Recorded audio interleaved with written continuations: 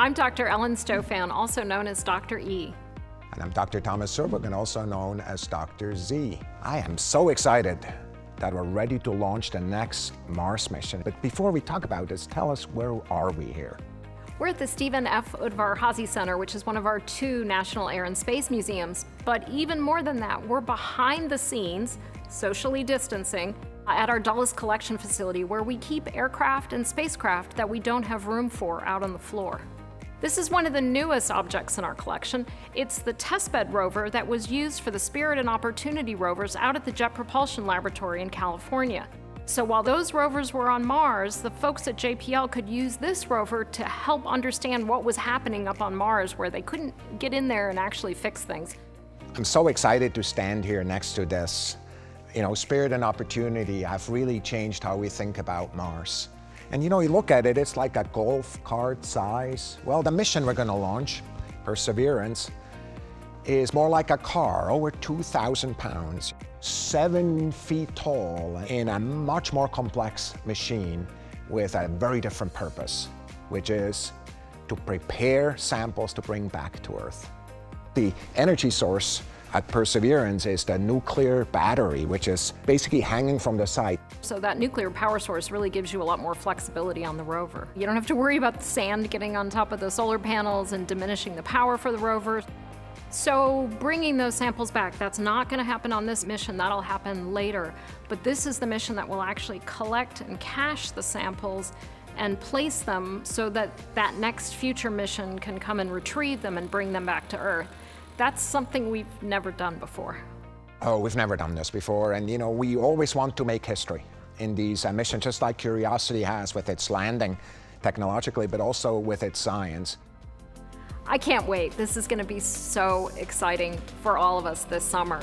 We got a few questions in from our audience, so here's one of them. I feel the helicopter is such a cool part of this rover I hear so little about. Can we hear some about what it will be doing and how long is it expected to operate? The Ingenuity helicopter, as it's called, a high school student in Alabama came up with that name, and I'm really grateful for her input. Ingenuity will be the first controlled flight in another world. So what it's really designed to do is it gets dropped off the surface, it sets itself up, and then it flies a few takeoffs. First, it's just up and down. Just, you know, if you have a remote control thing somebody gives you, same thing. Just go up a foot or 2 and then down, just to make sure you know how to take off and land. And then it starts flying. And then we're going to learn on the surface how we're utilizing it for future use. One of the reasons we actually want to put the helicopter there is because we're thinking, if we were there with humans, we'd really like to have scouts that really can go ahead and look at how we can get to a crater, for example, of important science, how we can get down there without having to get stuck on the way, right? Kind of to do the inch-by-inch thing. And we think that scouts like that with data from space can really be an important part, just like we use it on the ground for many applications today. I'm really excited about it. I'm going to push you on something. Someday there will be humans going to Mars. And I would really appreciate it if they would pick up that helicopter and bring it back here to the National Air and Space Museum, because that helicopter covers everything that we talk about here. So someday. I think that's exactly the right thing. Here's the next question. How could Perseverance help us potentially for the future human exploration of the red planet? You know, in a number of ways, from the science it's gathering to an actual experiment on board. First of all, we have an instrument on board called MOXIE that's actually pulling carbon dioxide out of the atmosphere and splitting out oxygen. Oxygen is important because obviously it's something we need as humans to breathe, but it's actually also a component in rocket fuel. And if we're going to have any kind of sustained human presence on Mars, we're going to have to learn to live off the land. Yeah, there's some things that, you know, just really see the ingenuity of the scientists and the engineers. The calibration target for Sherlock, one of the instruments, actually has specific materials that are of huge importance to human explorations. There's 3 samples of astronaut suit materials there. We learn how these materials interact in the Martian atmosphere. So how cool is that? That's really cool, because here with our spacesuit collection that we have here at the Air and Space Museum, you can really tell the Apollo astronauts that walked around on the moon, because their suits are covered with a very fine glassy lunar soil. Thanks so much for this discussion. What an amazing story we're in the making here. And also for doing this in this environment, full of stories, full of secrets in a place I've never been before. And I can't wait to come back for another episode of Easy Science.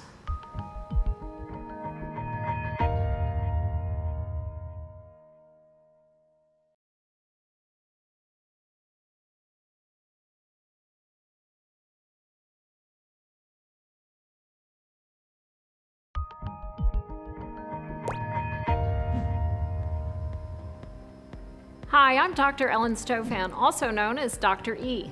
And I'm Dr. Thomas Serbuck, and also known as Dr. Z, and we're here with another episode of Easy Science, focused on the science of the next mission to Mars called Perseverance. Before we get there, tell us about where we are. So we're at the Stephen F. Udvar-Hazy Center, which is one of our 2 National Air and Space Museums, but we're back behind the scenes of the museum, actually. This is what's called the Dulles Collection Center.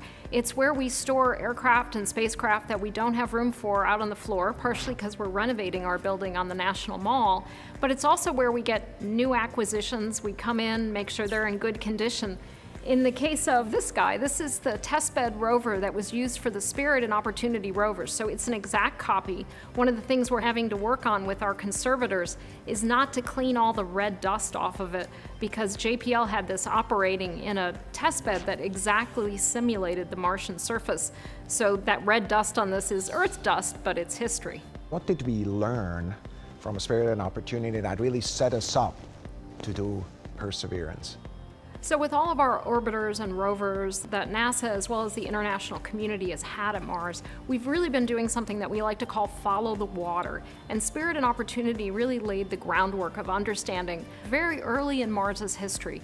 Mars was wet. And you don't only want to know that Mars was wet. If you're thinking about could Mars have hosted life, you're also really asking questions about how long did the water stay? What kind of water? Was it very acidic? Was it very basic? Were the conditions conducive to life? And Spirit and Opportunity really set us on the path. Yes, there was water. Yes, it persisted for quite some time. So in February, mid-February next year, we're going to land in a place called Jezero Crater, 28 miles in diameter. Now, talk to us about the environment of that crater. Why is that the right place to go? So with our orbiters above, we looked for minerals, types of rock that we know are associated with water. In this case, clays.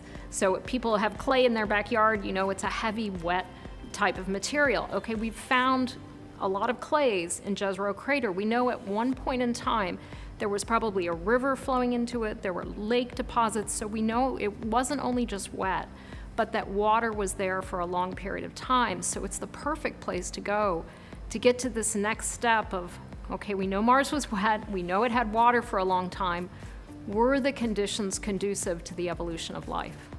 That's really exciting. And you know, the one thing I also learned from researchers just like you is when you land there, there's many different, what they call geological units, many different parts of the Mars history within driving distance, which really allows us to take samples of that Mars history and really bottle it up and bring it back to the best labs that we have available, which are the labs here on Earth.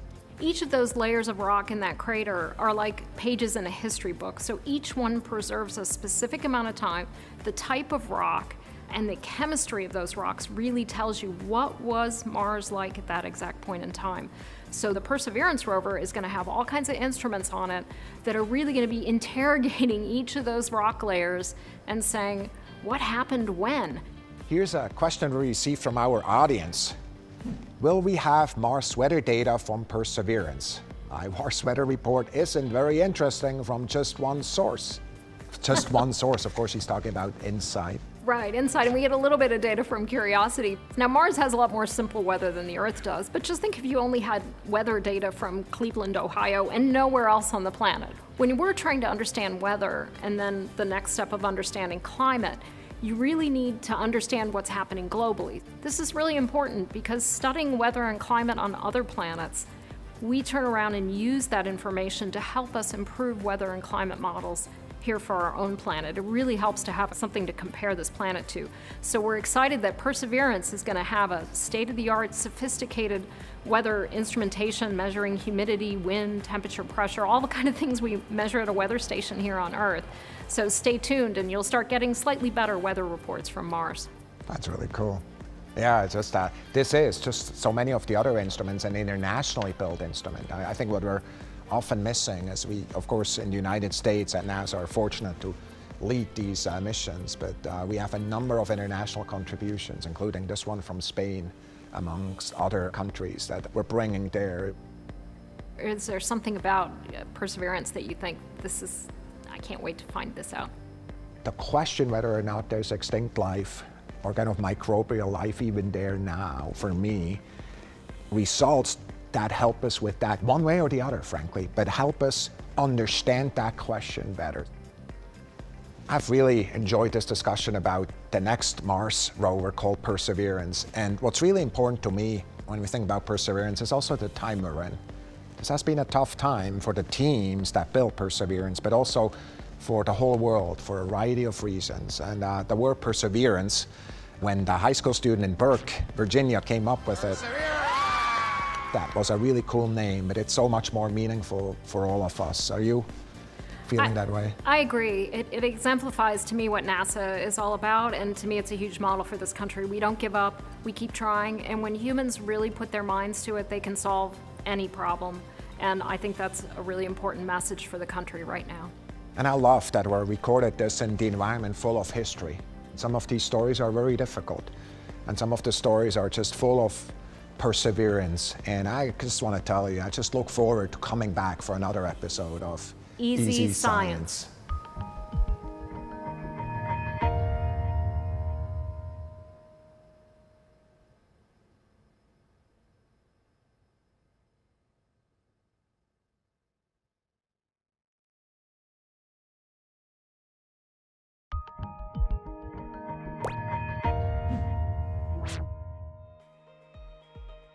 Hi, I'm Dr. Ellen Stofan, also known as Dr. E, and I'm thrilled to welcome you to a very special episode of Easy Science, what we're calling Easy on the Go.